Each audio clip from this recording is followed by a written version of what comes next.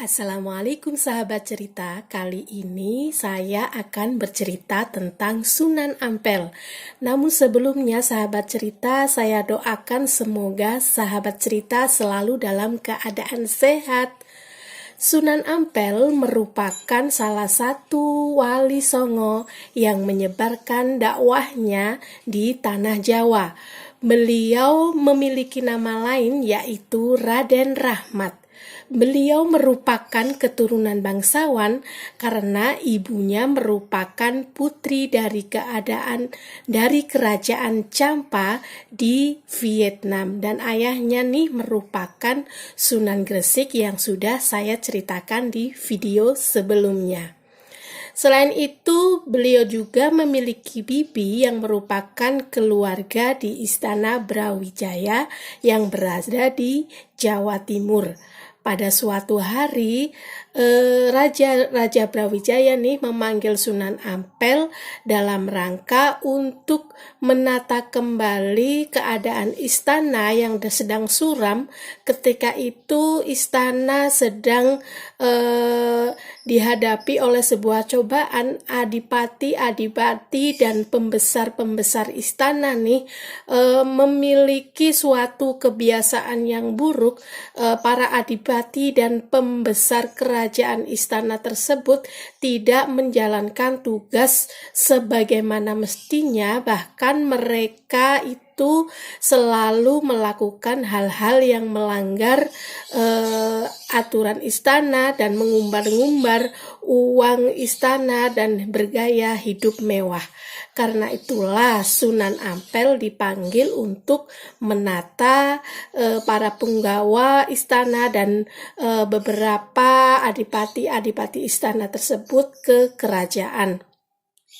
Sebelum sampai ke istana di kota Tuban, di sini Sunan Ampel pernah singgah dan beliau merasa ingin kembali lagi ke Vietnam, namun dilarang oleh sang raja karena ketika itu keadaan di kerajaan Vietnam sedang mengalami peperangan yang sangat membahayakan.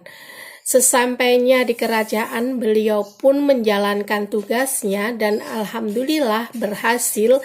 Karena keberhasilan dari Sunan Ampel ini, beliau mendapat sebuah hadiah yaitu sebuah tanah yang berada di kawasan Surabaya, tepatnya di desa Ampeldeta.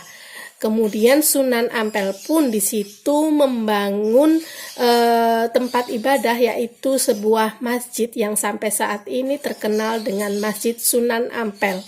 Dan beliau juga di situ mendirikan pondok pesantren sehingga membuka masyarakat di situ untuk menuntut ilmu sehingga beliau dijuluki sebagai Sunan yang pertama yang mendirikan pondok pesantren. Selain hal tersebut, beliau juga memiliki julukan sebagai Bapak Wali Songo karena selain beliau menjadi Wali Songo, ternyata kedua putranya dan salah satu menantunya juga menjadi Sunan, yaitu tergabung dalam Wali Songo. Sesudah masjid berdiri dan kompleknya di Ampeldeta ini sudah dinyatakan berhasil dalam dakwah beliau terus melanjutkan dakwahnya di luar Ampeldeta, bahkan sampai ke Pulau Madura dan sampai ke Demak. Dalam perjalanan dakwahnya beliau itu menemukan beberapa hal, yang salah satunya adalah menemukan sebuah perkampungan yang masyarakatnya itu memiliki hobi yang disingkat dengan hobi M5 Molimo, yaitu madat. Madat berarti itu menghisap candu, maling, Yang kedua adalah maling. Maling itu adalah orang yang suka mencuri. Yang ketiga adalah madon. Madon ini kebiasaan masyarakat yang sering berzina. Kemudian malima ini itu diubah filsafatnya menjadi moh limo, yaitu tidak mau yang lima. Dalam artian Sunan Ampel menyarankan bahwasanya kebiasaan moh limo tadi, yaitu berzina dan menghisap candu, maling, minum minuman keras yaitu mabuk, itu dirubah menjadi kata-kata moh yang berarti tidak, berarti tidak mau madon yaitu tidak mau berzina, tidak mau maling yaitu tidak mau mencuri, yang selanjutnya adalah tidak mau madat, yaitu menghisap candu. Mau yang berikutnya, yang keempat adalah moh ngombe, berarti tidak mau minum minuman keras. Dan yang terakhir adalah moh main, yang berarti tidak mau berjudi. Dakwahnya ini pun dilakukan dengan cara pendekatan dengan masyarakat nih, tidak dengan kekerasan. Sunan Ampel terkenal dengan sifatnya yang ramah, sehingga dakwahnya pun berhasil dan masyarakat pun tidak menjalankan molimo tadi. Selain dengan ramah, Sunan Ampel juga melakukan suatu pendekatan yang agak unik nih, yaitu beliau membuat cenderamata yang berasal dari yang berupa kipas yang gagangnya ini berasal dari pohon-pohon herbal sehingga bisa mengobati penyakit. Dan ini bila dicelupkan ke dalam air dan minumnya ini diminum nih, itu bisa membuat orang-orang yang sakit menjadi sembuh kembali.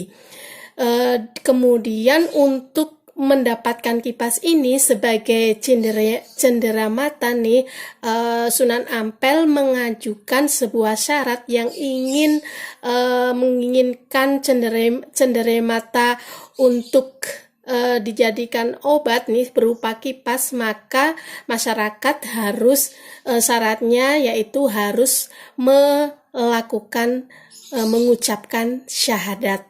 Itulah salah satu cara Sunan Ampel untuk mengislamkan masyarakat yang ketika itu masih menganut aliran animisme dan dinamisme, kemudian bersedia membaca syahadat dan menjadi umat muslim.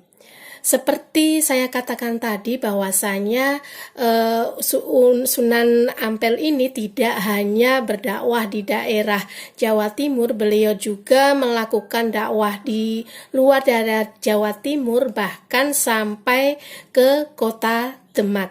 Dan disinilah peran beliau pertama kali Sunan Ampel dinyatakan sebagai salah satu pencetus pendiri kerajaan Kesultanan Demak, yang mana raja pertamanya adalah Raden Patah yang merupakan murid beliau, diangkat menjadi raja pertama di kota Demak.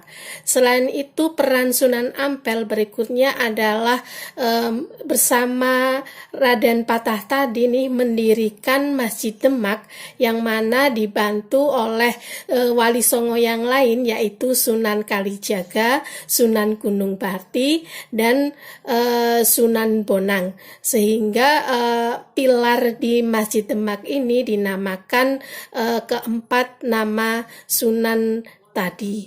Mungkin itu peran serta Sunan Ampel dalam dakwah Islam di tanah Jawa. Ingat, yang belum subscribe silahkan subscribe, yang sudah subscribe silahkan like agar video ini terus berkembang. Wassalamualaikum.